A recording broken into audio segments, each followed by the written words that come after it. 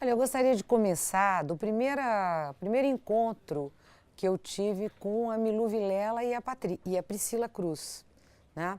Eu estava participando de um seminário em Fortaleza, era um seminário organizado pelo BID, pelo Banco Interamericano de Desenvolvimento, e Milu e Priscila me convidaram para jantar com elas. Isso era 2001, 2002, para dizer que elas estavam pensando em fazer um trabalho de articulação do CONSED, da... Desculpa, perdão. Eu preciso que você comece de novo. Tem só uma falha que a gente esqueceu. Tá. A cadeira. Hã? Desculpa. Não. Tá bom. A gente recomeça, por favor. Bom, agora, de verdade.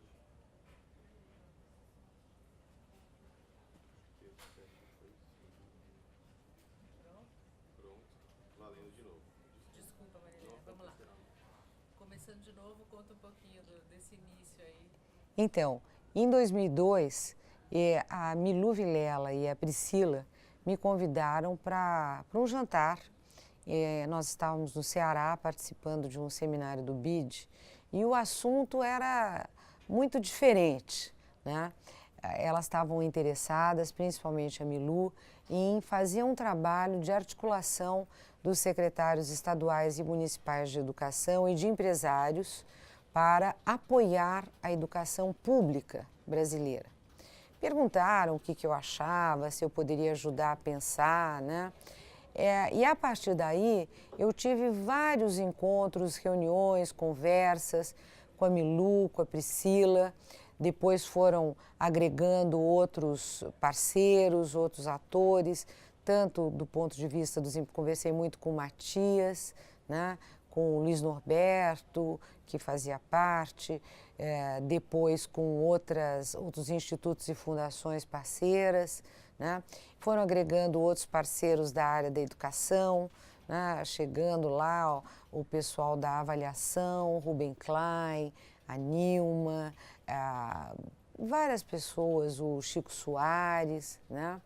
E a partir daí foi se criando um grupo que interagia com o movimento do voluntariado, que era presidido pela Milu, para discutir essa relação dos empresários com a educação, né? A coisa foi evoluindo até que em 2006, mais ou menos em maio, junho de 2006, eles organizaram um grande seminário na Praia do Forte, na Bahia. Convidaram para esse seminário todos os, digamos assim, alguns dos principais educadores do país, representantes de vários estados. O empresariado tinha uma participação fortíssima dos institutos, fundações e do empresariado nacional. E nesse encontro em Salvador, na Praia do Forte, praticamente foi, digamos assim, o início do lançamento do Todos pela Educação, que já vinha sendo discutido, articulado, mas ali criou-se um consenso muito forte. A Ruth Cardoso estava lá, né? A Ruth era uma grande defensora, porque ela sempre defendeu as ONGs, o terceiro setor, né? Achava que o Estado sozinho não conseguia fazer nada, né? Então foi muito interessante, né? Porque havia um grupo bem diversificado de gente da universidade, de secretaria de educação, empresários, pessoal do setor público. Eu lembro que na época, 2006, eu era secretária de Ciência e Tecnologia do Estado de São Paulo, né? Então, depois de ter permanecido 8 anos no governo Fernando Henrique, na criação do INEP e tudo, eu fiquei basicamente de 2003 até agora, até 2012, trabalhando ligada ao governo do Estado de São Paulo, né? E naquele momento eu estava na Secretaria de Ciência e Tecnologia e foi muito interessante porque eu também consegui alguns apoios das universidades paulistas, da USP, da Unicamp, da FAPESP, né? Que passaram a apoiar o movimento e essa era uma questão importante, porque as universidades, de alguma maneira, elas resistiam um pouco a participação do setor privado na educação, né? Então, foi muito interessante. A partir daí, em 2006, teve o lançamento, em setembro, lá no Ipiranga, né? Foi ótimo o lançamento, teve grande visibilidade, teve uma estratégia de comunicação muito boa. E a partir daí nós começamos a trabalhar os indicadores, né? O comitê técnico foi crescendo, participavam pessoas muito importantes da produção de pesquisa na área de educação brasileira, né? E o grupo inicial, que era o Chico Soares, o Rubem Klein, a Nilma, eu, o Célio da Cunha, acho que estava no início, o Ricardo Paes Barros, né? Naércio.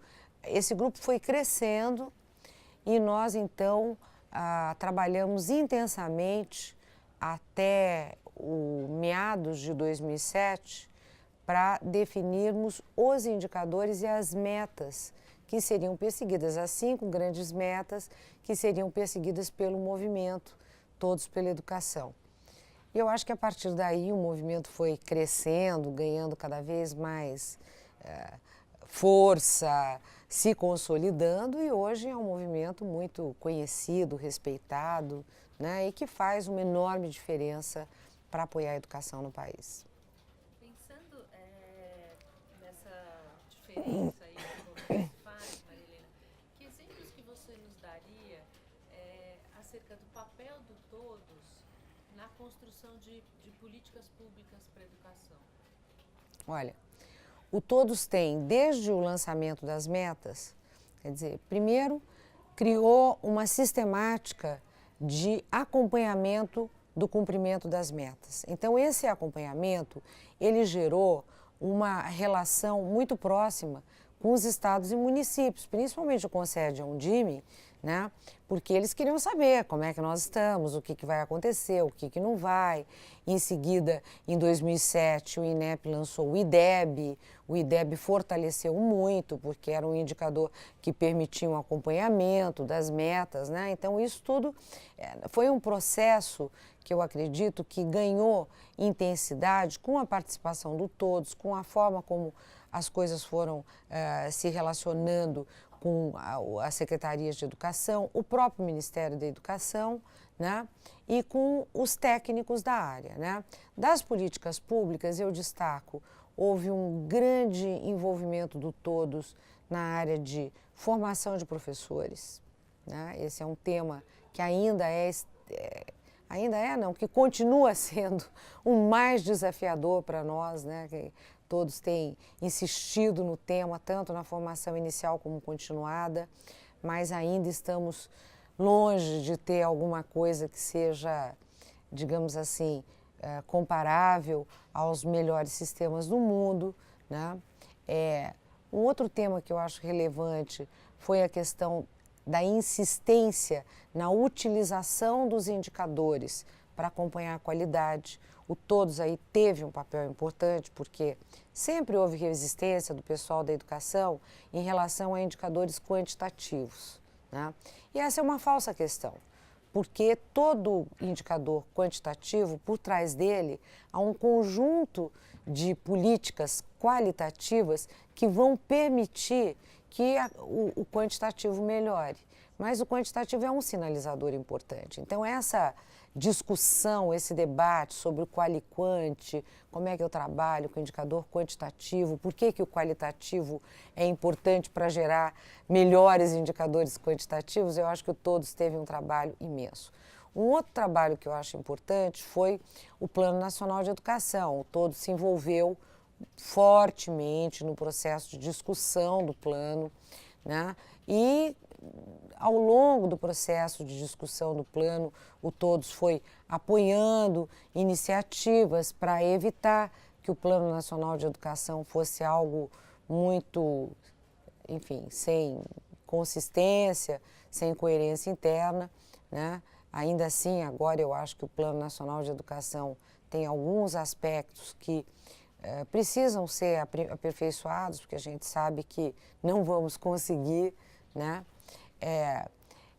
Em relação à criança fora da escola, o Todos teve um papel também estratégico fundamental, porque eles denunciavam, olha, ainda tem tantas crianças fora da escola, vamos matricular todo mundo. As campanhas foram muito importantes para despertar uma consciência nacional em torno da relevância da educação. As campanhas foram ótimas, né? E sempre muito bem desenhadas, o Todo sempre deu muita atenção à comunicação.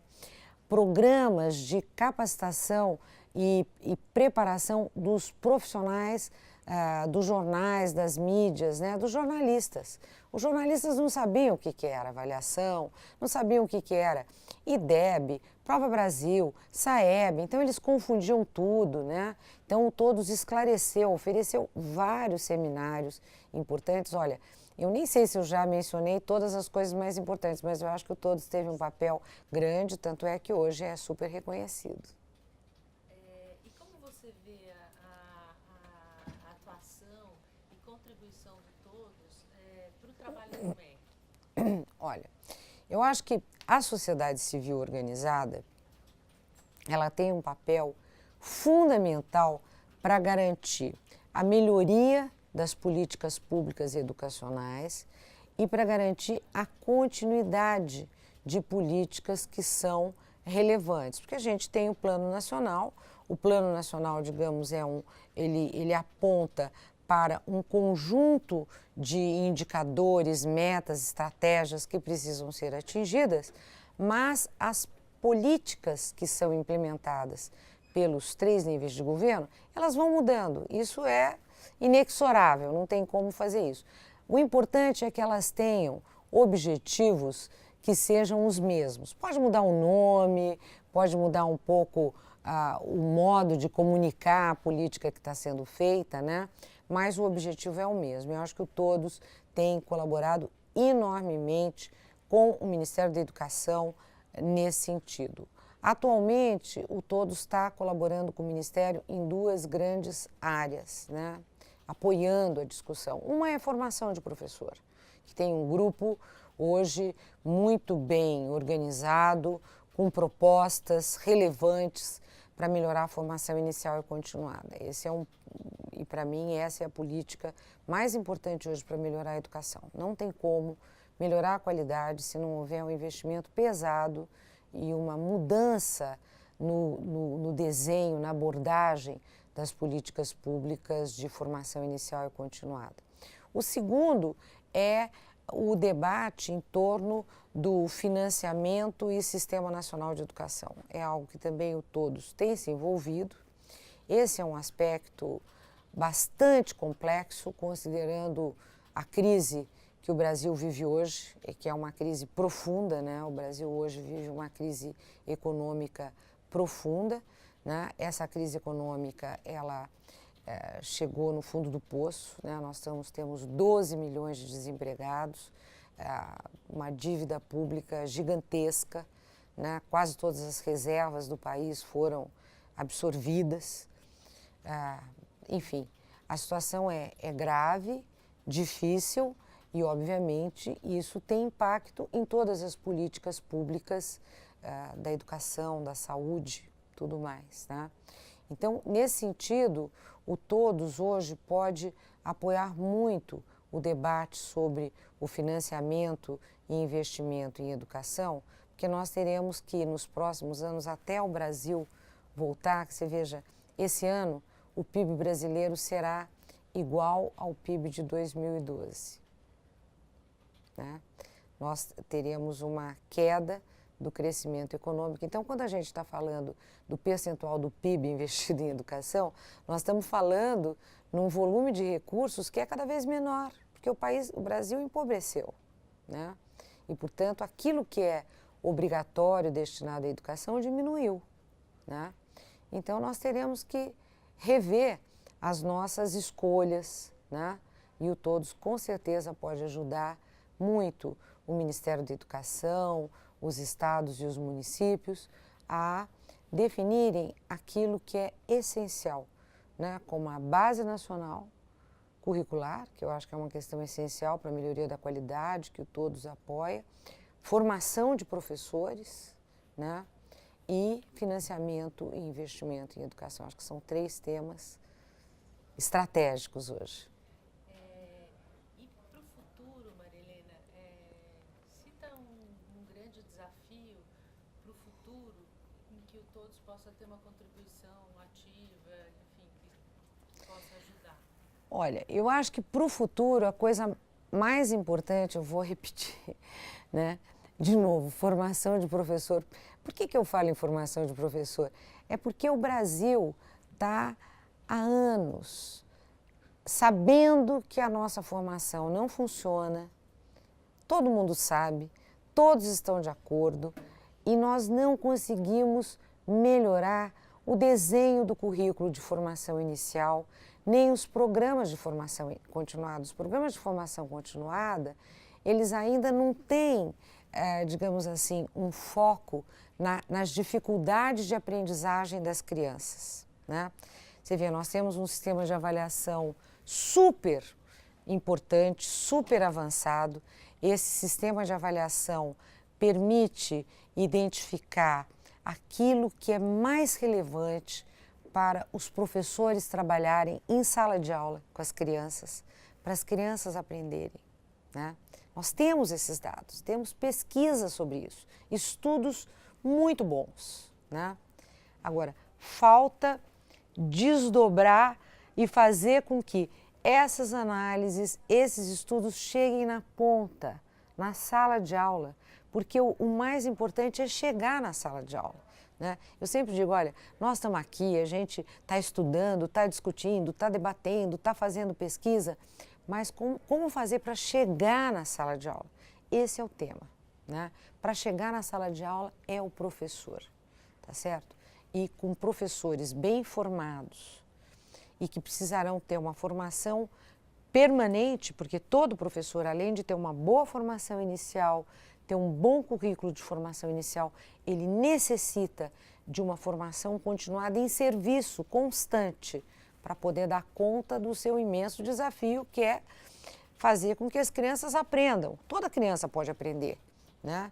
E todo professor pode ser um excelente professor, mas ele precisa receber uma boa formação, ter incentivos bons para a carreira, para o seu desenvolvimento na carreira. Então, acho que esse é o grande desafio onde o Todos mais pode ajudar. E o segundo grande desafio, vou voltar para o comecinho de tudo, educação infantil, né? Eu acho que sem uma boa educação infantil, né, nos anos iniciais, desde o nascimento até o final da pré-escola, nós não vamos conseguir melhorar como poderíamos a qualidade da educação brasileira, né? Porque é a etapa crucial para o desenvolvimento da criança, né?